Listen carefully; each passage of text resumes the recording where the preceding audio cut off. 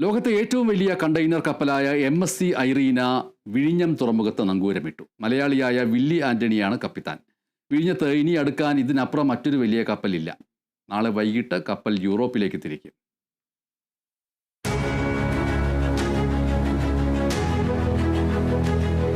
വിഴിഞ്ഞത്ത് ബർത്ത് ചെയ്യുന്ന 347ാമത്തെ കപ്പൽ. 10 നില കെട്ടിടത്തിന്റെ ഉയരം, 4 ഫുട്ബോൾ ഗ്രൗണ്ടിന്റെ വലിപ്പം, 24,000 മീറ്റർ ടെക് ഏരിയയുള്ള കപ്പലിന് 24,346 TEU കണ്ടെയ്നറുകൾ വഹിക്കാനാകും.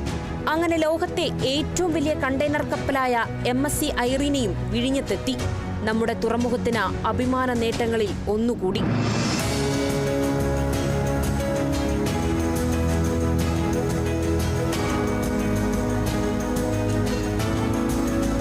രാവിലെ 8 മണിയോടെയാണ് ഐറീന വിഴിഞ്ഞത്തെത്തിയത്.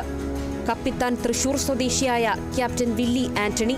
ലോകത്തെ ഏറ്റവും വലിയ കപ്പൽ വിഴിഞ്ഞത്തെത്തുമ്പോൾ അത് നിയന്ത്രിച്ചത് മലയാളി എന്നത് മറ്റൊരു അഭിമാന നിമിഷമാണ്.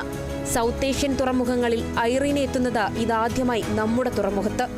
സിംഗപ്പൂരിൽ നിന്ന് തിരിച്ച് ചൈനയിലും കൊറിയയിലും പോയി സിംഗപ്പൂരിൽ തിരികെ എത്തിയ ശേഷമാണ് MSC Irina വിഴിഞ്ഞത്തെത്തിയത്.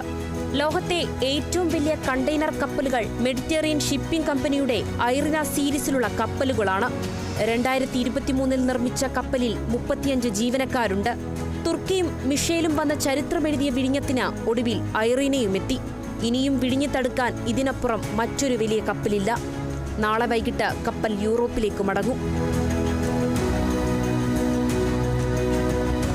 Kerala vision news, Thiruvananthapuram.